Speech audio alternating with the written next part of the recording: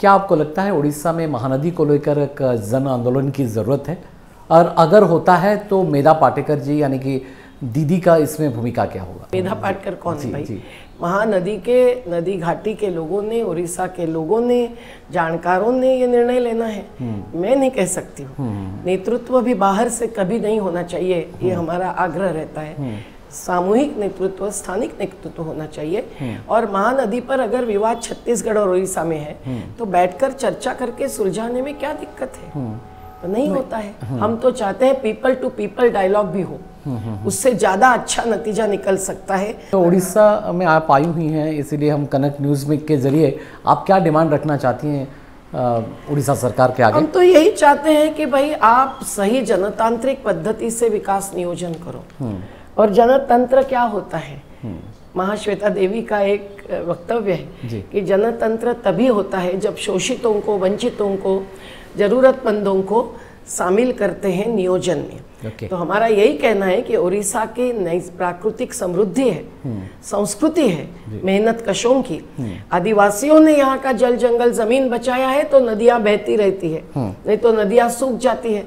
गंगा में, उत्तराखंड में क्या हुआ है? खंड खंड हुआ है। विकास का नियोजन में हर नागरिक की बुनियादी जरूरतें पूरी होना, ये उद्देश्य होना चाहिए। एक बाजू बहुत बड़ा उपभोग और दूसरी बाजू भोग, ये विषमता और गैर बराबरी संविधान के खिलाफ है। ओके, लास्ट कमेंट मैं आपसे लेना चाहूँगा।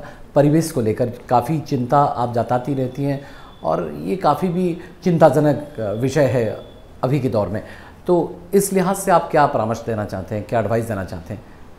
देखिए ना, क्लाइमेट चेंज पर ग्लासगो में और पेरिस में अलग अलग समिट्स होते हैं और अलग अलग कन्वेंशंस होते हैं, लेकिन उसका पालन नहीं होता है। अगर कोई भी राष्ट्र के प्रमुख जाकर कहते हैं कि इतने इतने सालों में यहाँ का कार्बन एमिशन 0 होगा, तो फिर थर्मल पावर कम होते जाना चाहिए, वो बढ़ता क्यों जाता है?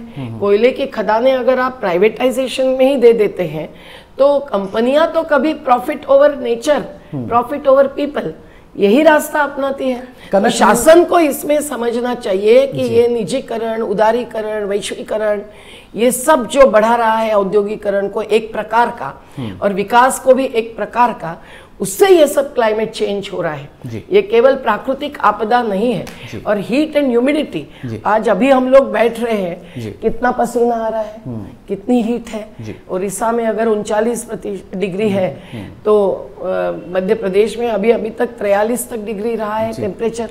इसका असर कौन भुगत रहा है? हमारे निर्माण मजदूर, खुले में काम करने वाले, उनकी कितनी मौतें हो रही है। तो इसको कैसे भी करके रोकना चाहिए, उनको सुविधाएं देनी चाहिए। पर क्लाइमेट चेंज अगर रोकना है तो ये जो निसर्ग के साथ खिलवाड़ है उसको रोककर हम सादगी भरा विकास, समतावादी विकास, स्वावलंबी विकास, यही दिशा लेनी चाहिए। कनक न्यूज़ एक मुहिम शुरू किया है, पुनश्च पृथ्वी इसका नाम है। पुनश्च पृथ्वी, तो पृथ्वी एक बार खत्म हुई तो पुनश्च निर्माण नहीं हो सकता है। जी, फिर हम कोशिश कर रहे हैं, एक मुहिम कर रहे हैं तो बचाने के लिए। जी, बचाने के लिए। इस लिहाज से आपका संदेश क्या होना चाहिए? प्राकृतिक जंगल तोड़ना बंद करना चाहिए। केवल 5 जून, कल पर्यावरण दिवस पर 5 पौधे लगाएंगे, उसका उद्घाटन करेंगे, महोत्सव करेंगे तो नहीं हो सकता है। और ये बचाने वाले प्रकृति निर्भर समुदाय है, जिन्होंने पीढ़ियों से नदी के साथ, जंगल के साथ, अपनी ऑर्गेनिक जैविक खेती के साथ ही जीना किया है और देश की सेवा की है। उनका सम्मान होना चाहिए। उनको हटाए बिना उन संसाधनों से कैसे उद्योग हो सकते हैं, उत्पादन हो सकते हैं, जिससे जरूरत की पूर्ति होगी, अन्नदाता बनेंगे, उनकी सुरक्षा होगी। हमारे आज़ादी आंदोलन के सभी शहीदों को अगर याद करेंगे तो उनकी भूमिका यही थी, वैश्वीकरण की नहीं थी। नहीं तो आज सबसे ज़्यादा विश्व का कर्जा भारत पर है और विश्व की कंपनियां ही नहीं, विश्व के राष्ट्र प्रमुख भी हस्तक्षेप करते हैं। ये किस आधार पर? ये बाजारवाद है, ये ट्रेड है, ये पूंजीवाद है। हमको युद्ध भी नहीं चाहिए, हमको वैश्विक विश्व वसुंधरा कुटुंबकम, इस आधार पर एक रिश्ते होने चाहिए। हम वैश्विक स्तर के खिलाफ नहीं हैं, हम जय जगत कहेंगे, हम जय मानवता कहेंगे। तो प्रकृति धर्म और मानव धर्म, इसका आधार लेकर आगे चलना चाहिए। देश में टुकड़े भी नहीं होने चाहिए, विभाजन नहीं होना चाहिए। देश की प्रकृति और प्रकृति निर्भर संस्कृति बचानी चाहिए, उसके लिए संवाद जरूरी है। सत्ता और जनता के बीच में संवाद की प्रक्रिया, इसका यही अर्थ है राजनीति का। केवल वोट डालना और चुनावी राजनीति नहीं है, ये हम मानते हैं। बहुत बहुत शुक्रिया दीदी।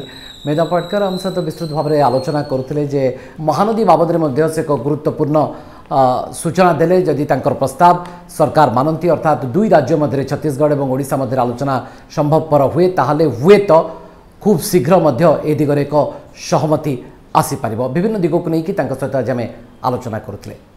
नमस्कार।